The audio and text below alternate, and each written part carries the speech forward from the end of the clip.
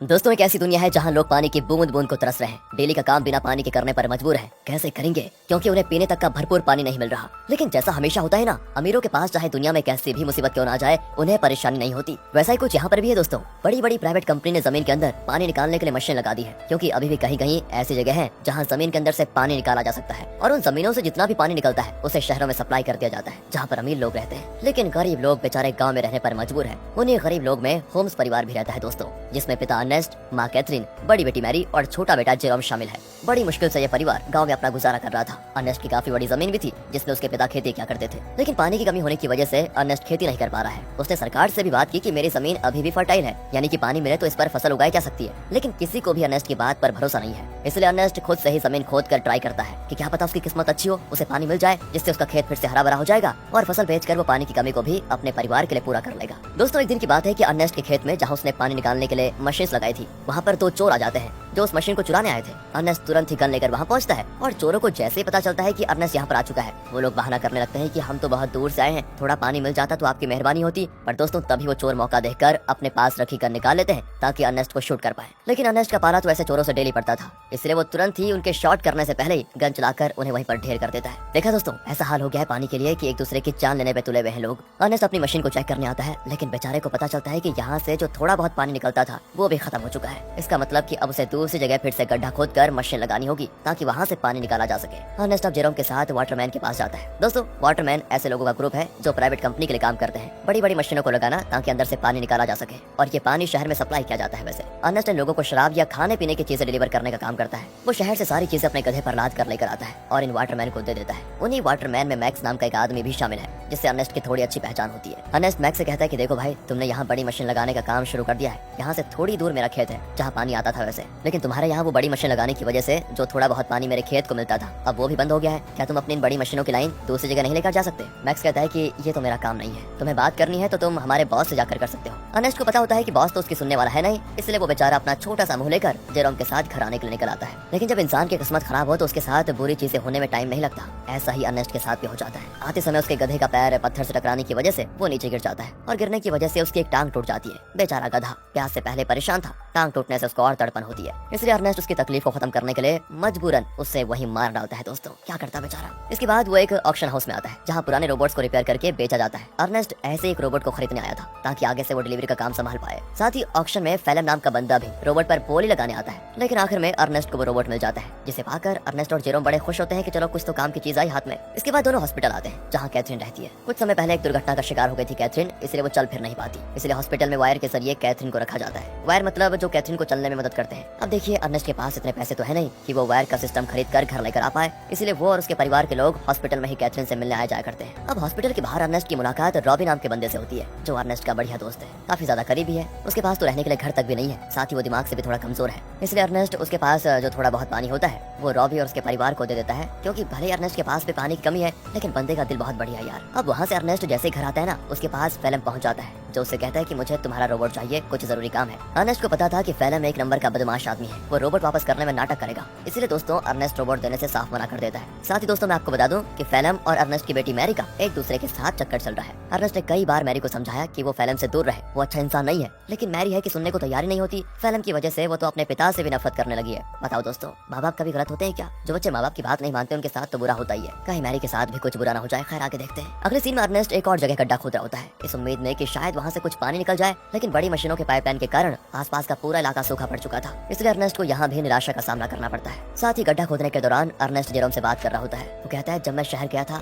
वहाँ मैंने एक लड़की को देखा जिसके बाल तो छोटे हैं लेकिन देखने में बहुत सुंदर है। तुम तो बेटा बड़े हो चुके हो, कहो तो तुम्हारी बात करवा दो उससे। मैं नहीं जानता कि इस हालत में हम कब तक जिंदा रह पाएंगे, इसलिए हमारे पास जो भी पल बचे उन्हें अच्छे से जी लेना चाहिए हमें। और दोस्तों, ऐसे ही बाप बेटे आपस में बात करते हुए कुछ टाइम एक दूसरे के साथ बढ़िया तरीके से बिताते हैं। इसके बाद अर्नेस्ट जैसे घर आता है, मैरी उससे कहती है, मुझे पैसे चाहिए पापा, मैं फेलम के साथ जा रही हूँ, मुझे यहाँ पर बहुत घुटन हो रही है। अर्नेस्ट कहता है, घुटन हो रही है? मैंने बचपन से तुम्हें पाल पोस के बड़ा किया, सब कुछ देने की कोशिश की तुम्हें, तुम्हें, और फिर भी तुम ऐसी बातें कर रही हो। मैरी तो ऊपर से जवाब देती है, कहती है हम यहाँ पर जी नहीं रहे, सर्वाइव कर रहे हैं और मुझे ऐसी जिंदगी चाहिए ही नहीं। अर्नेस्ट के लाख समझाने पर भी जब मैरी नहीं मानती तो अर्नेस्ट मैरी को कमरे में बंद करके खिड़कियों पर कीड़े लगा देता है ताकि वो फेलम से मिल ना पाए। अब अर्नेस्ट जैसे सप्लाईज लेने के लिए शहर जाने वाला होता है तभी उसको पता चलता है कि रोबोट गायब है। ये देखकर उसकी हालत खराब, वो परेशान हो जाता है। वो समझ चुका था कि ये काम तो फेलम के अलावा कोई दूसरा कर नहीं सकता। वो वहाँ से तुरंत वाटरमैन के पास आता है ताकि उनसे पूछ सके कि क्या फेलम यहाँ पर आया था कि नहीं। पर वहाँ पर आते ही मैक्स और बाकी वाटरमैन मिलकर अर्नेस्ट पर धावा बोल देते हैं दोस्तों, और जमकर उसकी पिटाई करने लगते हैं। उनका कहना होता है कि तुमने हमारी सप्लाई चुराई, जो हमारी मेहनत की कमाई थी, जिसे तुमने शायद कहीं और बेच दिया होगा। अर्नेस्ट कहते हैं, अरे ये क्या कह रहे हो तुम, मैं खुद यहाँ तुमसे पूछने आया था कि क्या फेलम मेरा रोबोट लेकर यहाँ आया था या नहीं, लेकिन उल्टा तुम लोग मुझे मार रहे हो। दोस्तों अर्नेस्ट यहाँ पर समझ चुका था कि जरूर फेलम ने शहर से मेरे बदले सप्लाईज ले ली और उसे वाटरमैन को देने के बजाय चुरा कर कहीं और लेकर चला गया। इसलिए दोस्तों अर्नेस्ट जैसे तैसे वाटरमैन से पीछा छुड़ाकर फेलम को ढूंढने के लिए निकल जाता है, जो उसे मिल भी जाता है। साथ ही अर्नेस्ट का शक भी सही था, उसने ही सप्लाईज चुराई थी दोस्तों, जिसे वो बड़े आराम से खा पी रहा था। इसलिए अर्नेस्ट गन पॉइंट पर लेकर फेलम को डरा देता है और उसे वाटरमैन के पास ले जाने लगता है, ये बताने के लिए कि सप्लाईज मैंने नहीं फेलम ने चुराई थी। आगे बढ़ते हुए दोनों काफी ज्यादा थक चुके थे। अर्नेस्ट सबसे ज्यादा थक चुका था और साथ ही साथ उसका पानी भी खत्म हो चुका था। इसीलिए दोस्तों फेलम अर्नेस्ट को बहकाने की कोशिश करता है कि मैंने सप्लाईज की थोड़ी शराब पी ली थी और थोड़ी बची है, मेरी मानो तो बची हुई शराब हम दोनों आधा आधा बांट कर पी लेते हैं। ज्यादा से ज्यादा वाटरमैन क्या करेंगे, मुझे मारेंगे ही ना, लेकिन अगर हमने पिया नहीं तो हम प्यास से जरूर मर जाएंगे। इस पर अर्नेस्ट मान जाता है, लेकिन जैसे ही वो फेलम को रस्सियों से आजाद करता है फेलम उस पर ही हमला कर देता है। बेचारा अर्नेस्ट पहले से ही थका हुआ था और मार खाने की वजह से उसका काफी ज्यादा खून बहने लगता है। इसके बाद तो फेलम जबरदस्ती बाकी सारी शराब अर्नेस्ट के मुंह में डाल देता है ताकि जब वाटरमैन उसे देखे तो उन्हें यकीन हो जाए कि अर्नेस्ट ने ही सप्लाई चुराई थी और उसी ने उनकी शराब पी ली। इतना ही नहीं दोस्तों, फेलम अर्नेस्ट को मार मार कर रोबोट के साथ ही रस्सी से उसको बांध देता है ताकि दुनिया को लगे कि रोबोट ने आउट ऑफ कंट्रोल होकर अर्नेस्ट पर हमला कर दिया, जिससे उसकी जान चली गई। और होता भी ऐसा ही है, बेचारा अर्नेस्ट मारा जाता है दोस्तों, और सभी लोगों को लग रहा था कि रोबोट ने अर्नेस्ट की जान ली। दोस्तों हमेशा अच्छे लोगों के साथ बुरा ही क्यों होता है यार। अगले सीन में जेरोम अपने पिता को खोने के बाद बहुत उदास बैठा होता है। वो सारा गुस्सा रोबोट पर उतार कर उसे तोड़ने की कोशिश कर रहा होता है, क्योंकि अभी तो उसने ये मान लिया है कि रोबोट ने ही उसके पिता की जान ली, लेकिन हम सब जानते हैं कि सच्चाई क्या है। तब वहाँ पर फेलम आकर जेरोम से कहता है, रोबोट को तोड़कर क्या मिलेगा, ये आगे चलकर हमारे काम आएगा, इसलिए इसको तोड़ो मत और तुम चिंता मत करो, मैं हूँ ना, मैं तुम्हारे परिवार को संभाल लूंगा, तुम्हारे और मैरी का अच्छे से ख्याल भी रखूंगा। बताओ दोस्तों, कातिल मसीहा बनने की कोशिश कर रहा है। अगले सीन में दिखाते हैं कि फेलम मैक्स के पास आकर कहता है, मुझे पानी की एक पाइपलाइन चाहिए ताकि उसकी मदद से मैं अर्नेस्ट की जमीन पर खेती कर सकूं। मैक्स कहता है, मैं क्या तुम्हारा कोई नौकर हूं, जो तुम कहोगे और मैं कर दूंगा। तो फेलम उससे कहता है कि अच्छा, तुम्हें मानना पड़ेगा दोस्त, मानना पड़ेगा। वो दोस्तों उसका चाकू दिखाते हुए कहता है, ये चाकू तो याद है तुम्हें, उस दिन जब सप्लाईज लेकर तुम लोगों ने अर्नेस्ट पर हमला किया था, तब ये चाकू अर्नेस्ट ने तुमसे ले लिया था और मुझे ये चाकू उसकी बॉडी के पास मिला जिसमें तुम्हारा नाम लिखा हुआ है। सभी जानते हैं कि मरने से एक रात पहले सप्लाईज लेकर तुम्हारी और उसकी लड़ाई हुई थी। तो मैं क्या सोच रहा था कि मैं जाकर सभी को ये बात बता देता हूँ कि लड़ाई के दौरान तो मैक्स अर्नेस्ट को नहीं मार पाया, लेकिन अगले दिन जब उसे मौका मिला तो उसने अर्नेस्ट को मार दिया और आरोप डाल दिया रोबोट पर। ये सुनकर मैक्स घबरा जाता है और फेलम की बात मानते हुए कंपनी से छुपाकर एक सीक्रेट पाइपलाइन अर्नेस्ट के खेत में चालू करवा देता है, जिससे दोस्तों खेत को पानी मिलना शुरू हो जाता है। सभी बड़े खुश होते हैं कि यहाँ पर फिर से खेती हो सकेगी। फेलम दोस्तों डेली हल जोतता है ताकि फसल उगा पाए। देखते देखते उसकी मेहनत रंग ला जाती है और खेती में चारों तरफ फसल उगने लग जाती है, जिसे देखकर जेरोम और बाकी सभी बड़े खुश होते हैं। साथ ही फेलम और मैरी रिलेशनशिप में भी थे, जिस वजह से मैरी प्रेग्नेंट हो चुकी थी, इसलिए उन दोनों की शादी करवा दी जाती है। शादी से फेलम बड़ा खुश था, लेकिन अंदर ही अंदर उसे ये भी याद आ रहा था कि ये सब अर्नेस्ट का था जो उससे मैंने छीन लिया। आज वो जिंदा होता तो ना ही मैरी से उसकी शादी होती और ना ही ये खेत उसे मिलता। अर्नेस्ट के मरने के बाद फेलम ने उसकी सारी चीजों को दोस्तों अपना लिया होता है, लेकिन ये इंसान यहाँ पर भी नहीं रुकेगा। अभी आप इसके पाप देखिए कितना करता है ये। अगले सीन में बैंक से कुछ कर्मचारी आते हैं जो फेलम के पैरों तले जमीन खिसका देने वाली बात बताते हैं कि जमीन पर तुम्हारी फसल उगी है। उस जमीन को अर्नेस्ट ने गिरवी रखा था, वो तो मर गया, इसलिए अब ये जमीन बैंक की होती है और इसमें जो फसल उगी है वो भी बैंक के पास ही जाएगी। फेलम कहता है, नहीं ऐसा नहीं हो सकता, ये बात तुम्हें पहले बतानी चाहिए थी जब यहाँ पर फसल नहीं उगी थी उस समय, और अगर तुम पहले बता देते तो मैं कोई दूसरी जमीन देख लेता। लेकिन दोस्तों बैंक वाले नहीं मानते, वो कहते हैं कि एक हफ्ते के अंदर अगर पैसे नहीं मिले तो इस जमीन को तुम भूल जाना। इतना कहने के बाद वो चले जाते हैं। फेलम तो परेशान हो चुका था कि अर्नेस्ट ने तो मुझे बेवकूफ बना दिया, बेकारी कहेगा, जमीन तक गिरवी रखिए, बताओ अब पैसों का बंदोबस्त कैसे कर पाऊंगा। बताओ दोस्तों, ये तो वही बात हो गई, उल्टा चोर कोतवाल को डांटे। खैर अब फेलम जेरोम से कहकर रोबोट ले जाने लग जाता है। वो कहता है, मैं रोबोट को बेचने जा रहा हूँ ताकि इससे मिले पैसों से बैंक वालों का उधार चुका पाऊं। लेकिन दोस्तों फेलम शरीफ आदमी नहीं था, वो रॉबी के पास आता है, वही रॉबी दोस्तों जो काफी ज्यादा करीब है, और वो उसे बहाने से साथ में ले जाता है कि मेरे साथ चलो, मैं तुम्हारे लिए पानी वगैरह का बंदोबस्त करता हूँ। इसलिए बेचारा रॉबी अपने बच्चे को लिए फेलम के साथ चला जाता है। लेकिन मैंने कहा था ना दोस्तों, फेलम के पापों का घड़ा भरा नहीं है, वो धोखे से बेचारे रॉबी के बच्चे को बेच देता है, जिनसे मिले पैसों को वो बैंक वालों को दे देगा। अब इसकी खबर जैसे रॉबी को लगती है, वो फेलम से झगड़ा करने की कोशिश करता है, लेकिन जहाँ पर फेलम ने बच्चे को बेचा था वहाँ झगड़ा वगैरह करने का रूल नहीं होता। बच्चा बिक गया तो डील कभी नहीं टूटेगी, इसलिए वो बदमाश लोग रॉबी को शूट करके मार देते हैं दोस्तों। साथ ही वो फेलम को भी शूट करने की कोशिश करते हैं, क्योंकि उन्हें तो लगा था कि फेलम रॉबी की परमिशन के साथ उसके बच्चे को बेच रहा है। इसलिए फेलम जैसे तैसे अपनी जान बचाकर दोस्तों वहाँ से भाग ही जाता है। साथ ही वो रोबोट को वहीं छोड़ देता है, क्योंकि उसे जेरोम को भी तो बताना है कि ये पैसे बच्चे को बेचकर नहीं बल्कि रोबोट को बेचकर आए हैं। क्या कहें दोस्तों, कितना बुरा आदमी है यार फेलम। तभी तो दोस्तों अर्नेस्ट अपनी बेटी मैरी को मना कर रहा था इसके साथ रहने के लिए। अगले सीन में बैंक को पैसा देने की वजह से जमीन फिर से फैलम की हो जाती है। तो वहीं रोबोट आगे बढ़ते हुए अपने ओरिजिनल ओनर के पास जाने के लिए निकल पड़ता है, क्योंकि जब वो बदमाश लोग फैलम और रॉबी को शूट कर रहे थे तो कुछ गोली रोबोट को भी लग गई थी, जिससे हुआ ये कि रोबोट की डिफॉल्ट सेटिंग ऑन हो गई और इसीलिए वो अपने ओरिजिनल ओनर के पास जा रहा है जो कि शहर में रहता है और ओनर का नाम है केल्विन। वो जैसे उस रोबोट को देखता है तो बिल्कुल हैरान हो जाता है कि ये किसका रोबोट घूमकर वापस मेरे पास आ गया।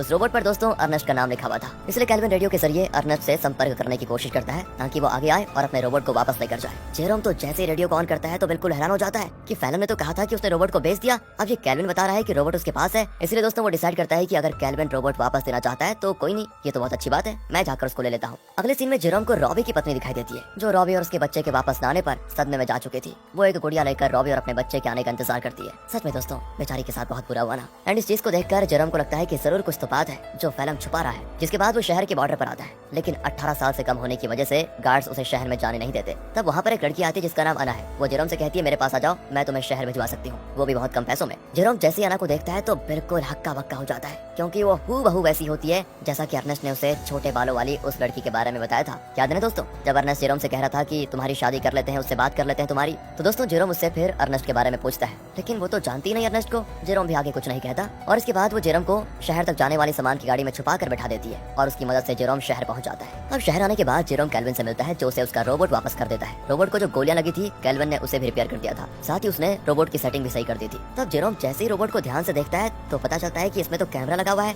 जो कि लेजर बीम की मदद से वीडियो रिकॉर्ड करता है। वीडियो साफ रिकॉर्ड तो नहीं होता, लेकिन इतनी क्लियर जरूर होती है कि उसे देखा जा सके। और तब उन वीडियोस में जेरोम को उसके अर्नेस्ट के साथ बिताए हुए पल दिखाई देते हैं जिन्हें रोबोट ने रिकॉर्ड कर लिया था। उन्हीं वीडियो में दोस्तों वो वीडियो भी होती है जब फैलम अर्नेस्ट को मार रहा था और रस्सी से बांधकर उसे रोबोट के साथ जोड़ दिया था। इस चीज को देखकर जेरोम को एकदम से सदमा लगता है। उसे सच्चाई का पता चल चुका था कि उसके पिता का मरना कोई एक्सीडेंट नहीं था, बल्कि फैलम की सोची समझी साजिश थी। इसलिए वो रोबोट को लेकर वापस घर आ जाता है और आते ही फैलम को ये नहीं बताता कि उसको सब कुछ पता चल गया है, क्योंकि अगर मैरी को मालूम पड़ा कि ये सब फैलम ने किया तो वो तो सदमा बर्दाश्त नहीं कर पाएगी, ऊपर से वो प्रेग्नेंट भी है। इसलिए जेरोम एक प्लान बनाता है। वो फैलम से कहता है कि मैंने रेडियो पर सुना कि रॉबी तुम्हें बुला रहा है। अब ये सुनकर फैलम परेशान कि रॉबी तो मर चुका है, ये कौन सा रॉबी बुला रहा है। इसलिए वो कहता है कि शायद वो कोई दूसरा फैलम होगा जिसके लिए वो रॉबी बोल रहा है। अब प्लान फेल होता देखकर जेरोम एक लेटर लिखता है फैलम को, ताकि फैलम को ऐसा लगे कि ये लेटर रॉबी ने भेजा है और वो उसे उसी जगह पर बुला रहा है जहाँ पर अर्नेस्ट मरा था। लेटर देखकर फैलम समझ चुका था कि कुछ तो गड़बड़ी है, मुझे वहाँ पर जाकर देखना ही पड़ेगा। इसीलिए वो उसी जगह पर जाता है जहाँ पर उसने अर्नेस्ट को मारा था। आगे बढ़ते हुए उसे जमीन पर बना हुआ गड्ढा दिखाई नहीं देता